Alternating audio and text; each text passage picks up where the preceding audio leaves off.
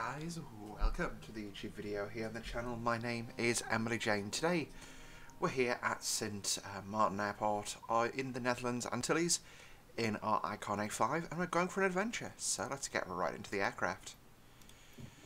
So today we're going to be flying from here at St Martin down to St Baarts Airport. Now we're flying the Icon A5, the adventure plane, the plane of adventure.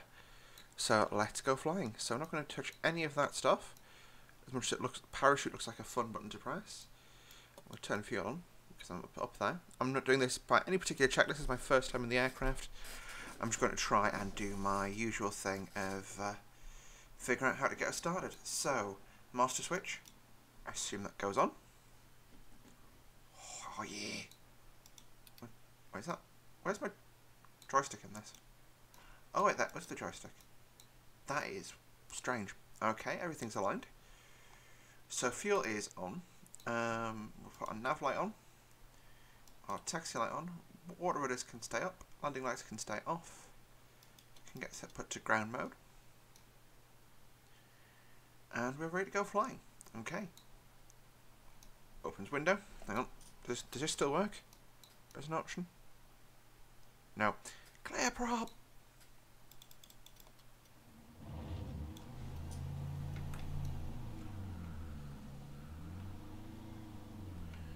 Okay, I'm going to set 400 revs. We'll just do our run-up check here. 1, 2, off. Yeah, mag drop's fine. Cool, let's go flying. Turn away from him. And of course, we're going to take off in the cool direction here at St Martin.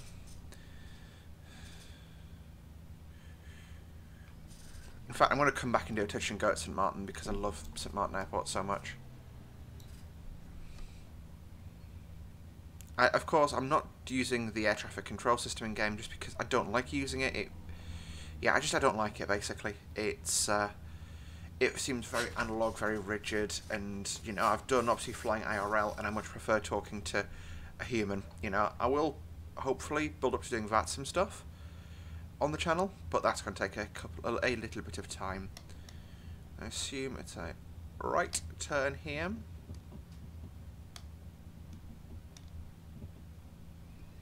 Okay, this thing isn't as agile as it looks.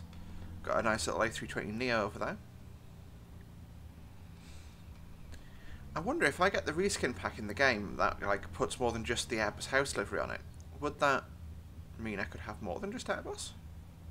That would be cool. Like if I could have like sort of themed local airlines, that would be really quite cool actually. Yes, the cockpit of this thing, I mean pretty basic. This thing I think is designed to basically be like a car that you fly. But can also land on the water. I saw a promotional video for this where they basically had a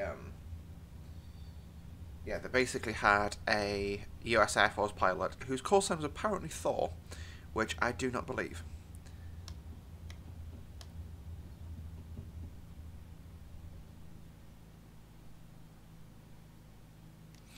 Let's see if he crashes into me. You know what? I see how this ends, so move to the edge of the apron. That's more than enough room I've given him. Yeah, I hope he would have like at least stopped, but I don't want to like annoy myself that much in the game yet. So yeah, that's the GA apron over there. Got a PC-12. No, that's a Malibu 152 Mooney. So Ovation. Yeah, I think that Ovation is the Coronado model. I'm confused now. Anyway, so what we're going to do is do the brakes, and I'm going to get ready for departure. So we're up flap 15, and we've got symmetric flap deployment. Yep, and transponder on, clear on the approach, and landing lights. That's lights, camera, and the action. Well, lights. So yeah, I did it sort of action, camera, lights, but still. Yeah, clear on the approach. But so basically it's lights, landing lights, camera, transponder, action. You usually do a 360 just to check for aircraft in the pattern. But we know, air traffic have told us there's no one there, so it's fine. And what we're going to do is we're not massively full of gas because we're just going for a really short flight today, so we don't need a lot. But let's do it. Okay, standing them up.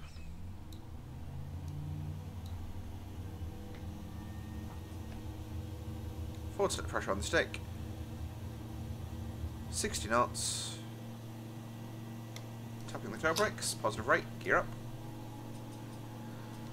I don't feel like this thing needs flaps.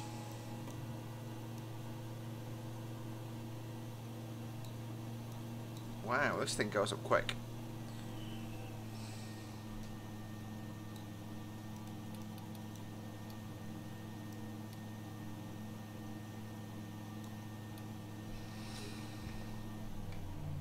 There we go.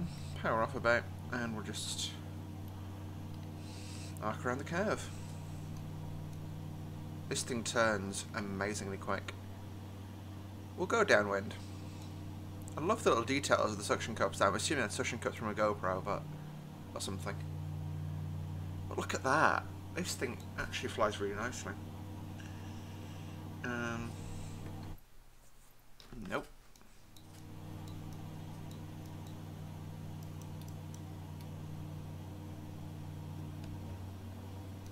What's a neutral point on the stick? Yeah. Flies gorgeously. You can see I'm just flying like lazy turns effectively in the sky here. Yeah, you definitely not get away with this before being shot.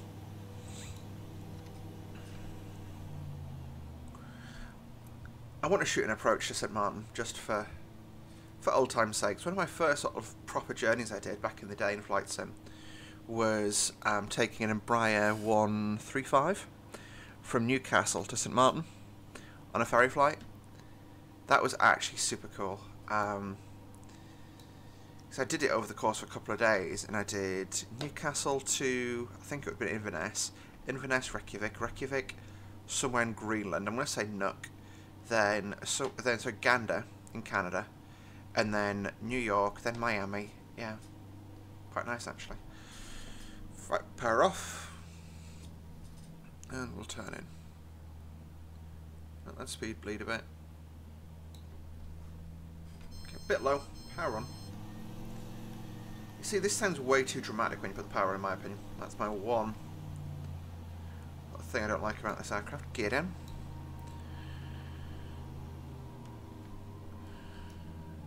And go for a November.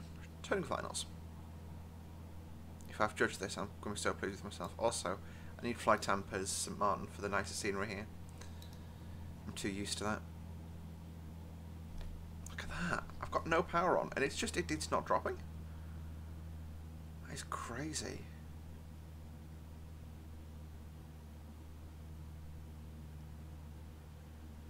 I'm flapless as well. And I'm like, I was like 45 knots then, I wasn't still in the sky. Crazy, and it just lifts again to 60. Love this thing. Right, we landed at St. Martin. I've done memory lane. Let's turn on course and fly to St. Baarts. I'm gonna let it just climb as fast as it likes. Actually, time to pause the recording for a second. Just like that, we're back. So I've just gone ahead and bound up the trim a bit better, just so I can control it from my HOTAS. Make this thing substantially easier to fly. So, yeah, I absolutely love being out in the Caribbean. It is just such a gorgeous place to fly, and like, yeah. In the UK right now, the weather's pretty miserable. Well, it's not miserable, it's just cold. Like, I had my window open before I was recording, and it was getting really cold in here. That was like my main issue with the place, but apart from that, it's alright. Yeah. I really enjoy just looking at, like, one thing, sorry, with MSFS, is if you have the satellite scenery that just streams into your PC as you're playing. And I'm fairly sure that satellite mode's still enabled. But it's just, it is so nice to see parts of the world you know, you definitely haven't seen before, and yeah. know, it definitely... I wish, obviously, we could have the 3D modelling of the houses like some areas have on Google Maps.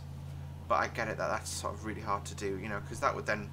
I look at the houses on the hillside there, you know, they're very much... Some of them look alright, but some of them just look like they're sort of stuck in a hillside almost. Right. What we'll do is we'll do a water landing just for fun. We'll just do a touch and go in the water. Now stick forward. We'll actually fly along at low level for a bit. Have a bit of fun.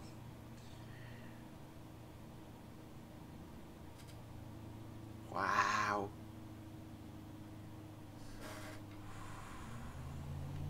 It's one of the things I like a lot about this game is...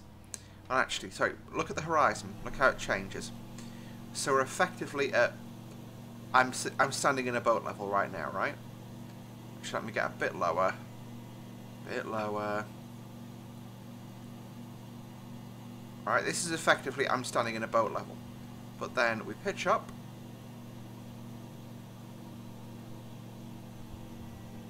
And get up to aeroplane level, and it changes, the horizon changes so much, it's awesome. Right, power off, we'll do a touch and go this time.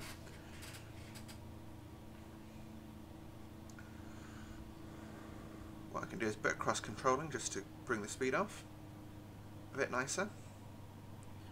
So I've got left rudder in, right stick, just effectively side slipping the aircraft hard.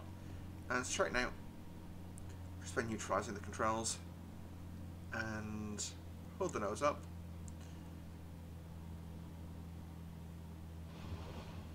There we go. First water landing. Power on. Oh god, this is bumpy. Yep. And away we go. That's awesome.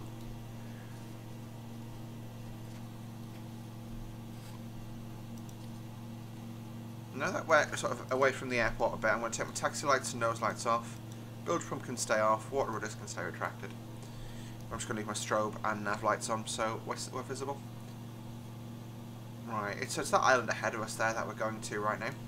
It is really quite loud in the cockpit. That's me trying to trim the nose down.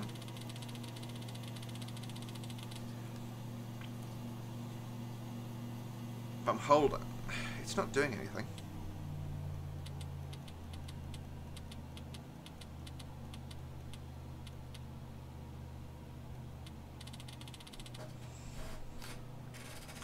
Yeah, apart from that, this thing is an absolute dream to fly.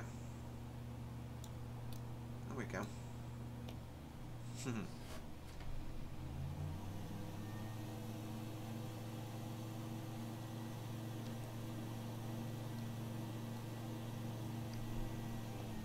Oh, it looks like we've got an aircraft behind us on the same route.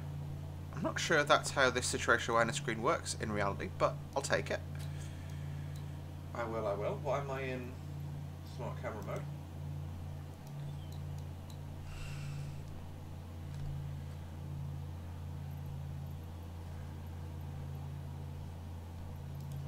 This thing is pretty gorgeous, right? I mean, this is the first time looking at it from the outside. It's basically...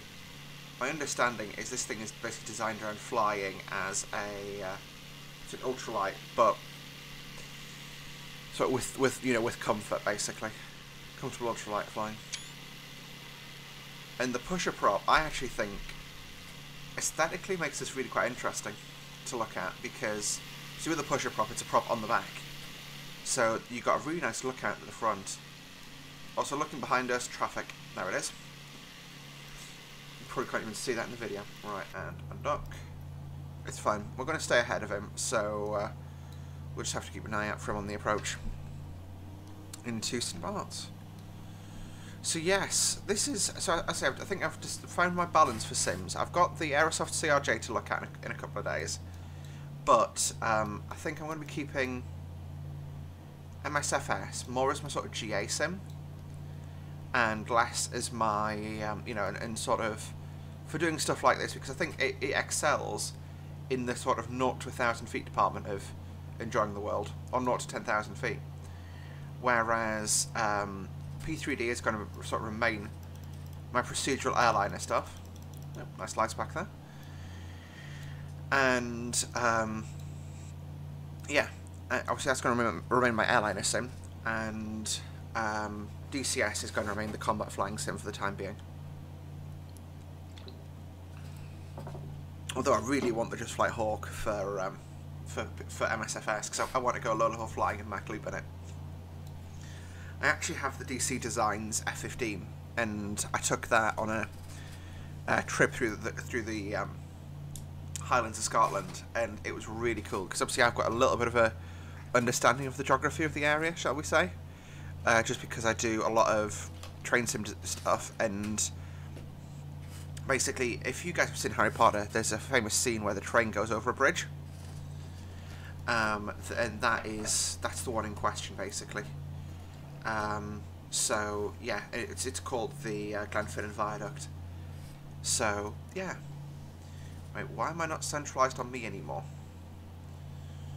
There we go. I think it's that aeroplane must be going a bit faster than me. It's catching me up. But you can see. What's 3D vision? Ooh, that's cool. That is really cool. That, look at that. Like, it shows me the. Super cool. I'm going to keep the map mode on for the time being, but I will use 3D vision. I've got an aircraft taking off out of St Baarts right there. Yeah, basically what we'll do is we'll shoot an approach over the hill into St Baarts, and then we'll also do a just a practice landing, looking at everything, T's and P's all in the green. Yeah, I'm revving a bit hard, but I'll just pull back to about 500 RPM for the cruise. I think this aircraft really is designed as, I mean, we haven't, you know, I don't think this is designed for sort of anything other than the nice day in the Florida Keys flying, because, you know, looking around the cockpit, we've got speedo, which is nice, AOA gauge, which is nice. I mean, we can actually have a go at doing a stall. So I'm gonna, you normally wouldn't do a stall below 3,000 feet, but I'll do one at 1,000 because I'm ballsy. So I believe that is the indicator for the AOA. So the first line's AOA on approach, stall horn kicking in, stalled. Cool, and recover. Yeah, handles completely easily. Carefree handling line. Like, we lost less than 100 feet in that stall, and all I did is just unload the nose. Right, where's that other aircraft? He's getting pretty close right now. I can hear him as well, I feel like. So what I'd do at this point is be like, hey, passenger, poke your head out the window and see if you can see him. He's slightly above us.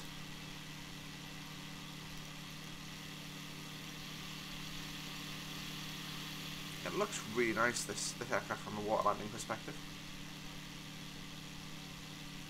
Let's go back in.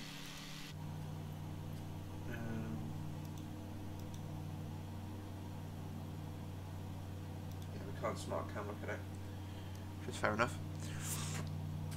I want to see a left of track a bit, just to give us some space on that guy.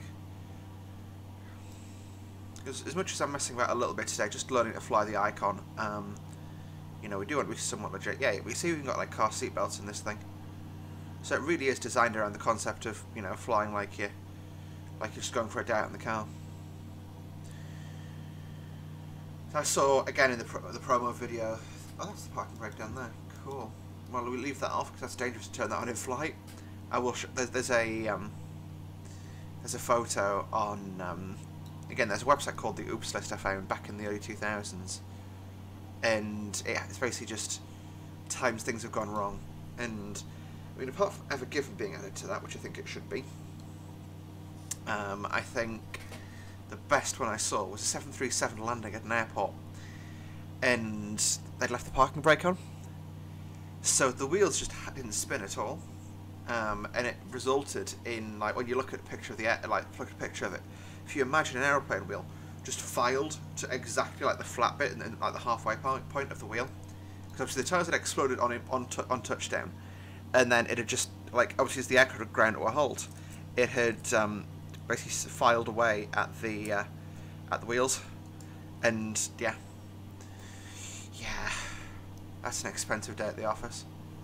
Right, I'm going to turn into him just purely. There he is, Tally.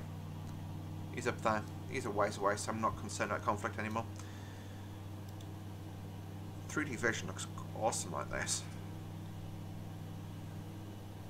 Also gives you a bit of an idea of the like your rate of climb and descent.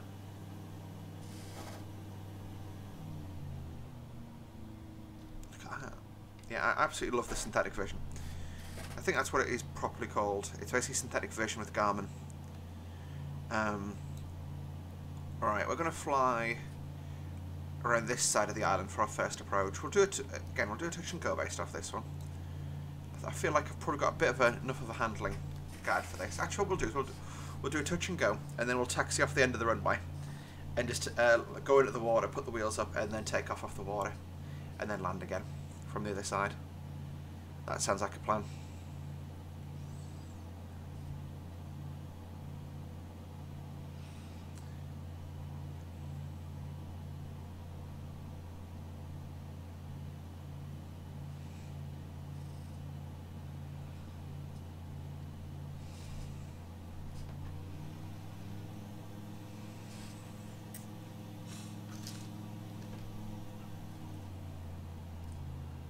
That's, oh dear, oh, okay, just stabilise the camera.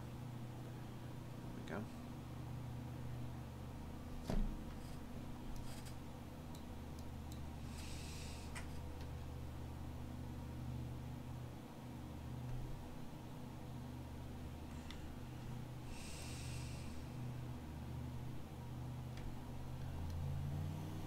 Right, okay, that's fine. So, what I'll do is I'm going to dirty up pretty early on this approach because, you know, we saw on the landing at St.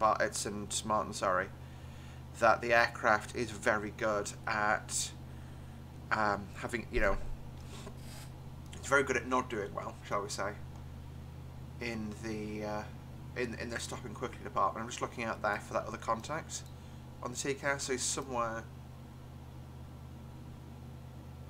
in that area. There he is, Tally.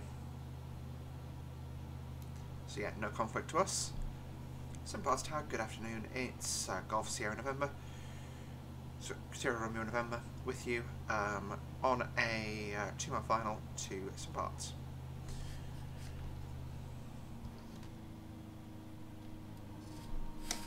Okay, let's throw the gear down. Put the flaps out. Put power on. There we go. You can see we're not that far off the angle. So if you look at the angle of attack gauge, that first green line there, my understanding is that this is basically the angle of attack you're supposed to hold on the final, which is fine. I mean, I'm probably going to just be shooting visually here and looking for cues outside the cockpit. Even though angle of attack is a much better way to fly, which I agree with. Right, as we're approaching the pattern, taxi lights, landing lights, they're all on, gear is down, flaps are set to full. Really feels quite floaty now, the aircraft does. I'm looking out ahead of me, tally the airfield in sight, so what we'll do, we're approaching from a decent angle for the approach actually. I feel like the flap 30 is literally just there to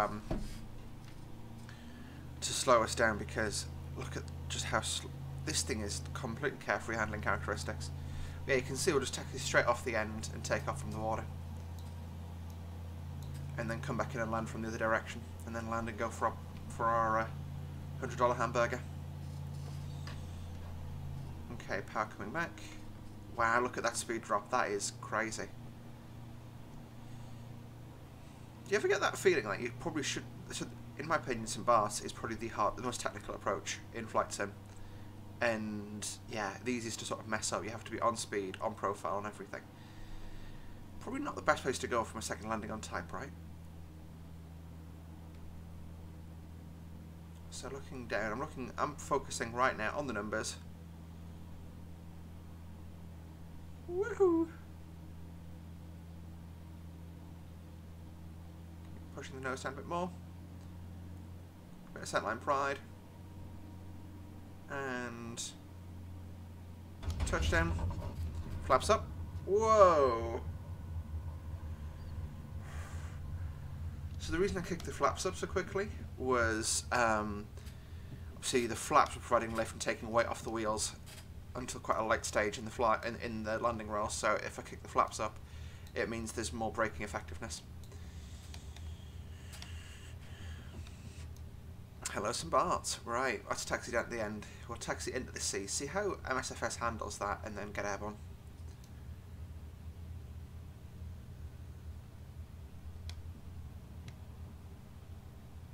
Honestly, feels quite nice. Like, that skid was a bit... Yeah, I ended up getting sort of left of centre line, which messed that landing up somewhat. But, yeah. We'll taxi off. We're going to taxi around the fence here. The fence seems pretty big. Okay, things have collisions in this world. I forgot about that. Let's have a look at the outside, see what I'm stuck on. The fence. Cool.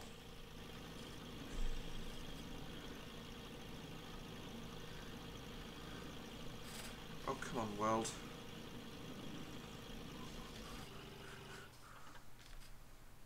Wait, why is the engine cut out? Okay, that'll do. There we go, plunked in the water. Let's have a look inside. Why's my engine cut? No, I've got fuel on board. Not a massive amount of it. Land aircraft, alternator. I think it's just...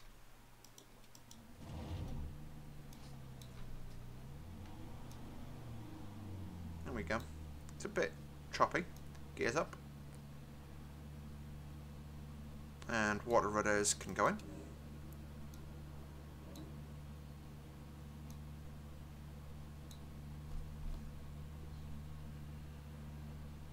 And let's take off alongside this ship.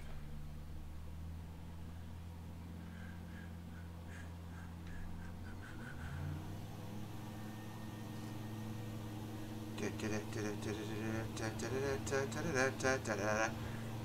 get the aircraft on the steps and nose down a bit, reduce the drag, 60, 80, airborne. Here we go. Not bad at all. Water rudders coming up. And clean. Right, we'll just do a 180 and land back at St. Baarts. Just over our shoulder. So I'm going to do... Well, it's going to be 270, but stuff it. Look at that. Some sort of boat there on the when they took the satellite image. It's a shame. My immersion's ruined. Ah.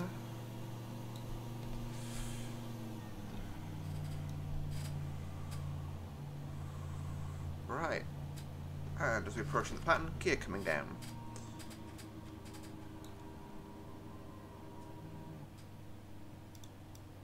Flaps to full. It's good fun, actually. Yeah, I agree. I think this aircraft is probably, you know, designed just for... I don't want to say I don't want to say messing about it, but you know what I mean. It's designed for sort of casual aviators. You know, it's sort of the millennial aviator, if that makes sense.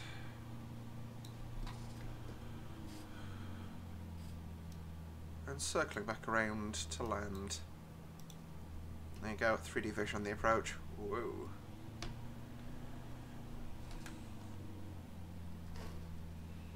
And I'm in a perfect spot for this one. I'm going to land probably a little long with the numbers on 2.8.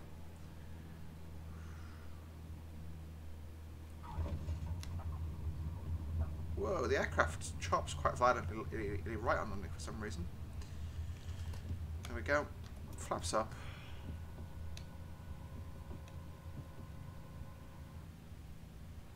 There we go. Welcome to St. Baarts.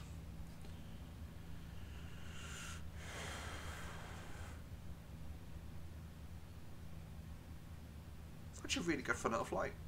Like, take my own little aeroplane out. Yeah.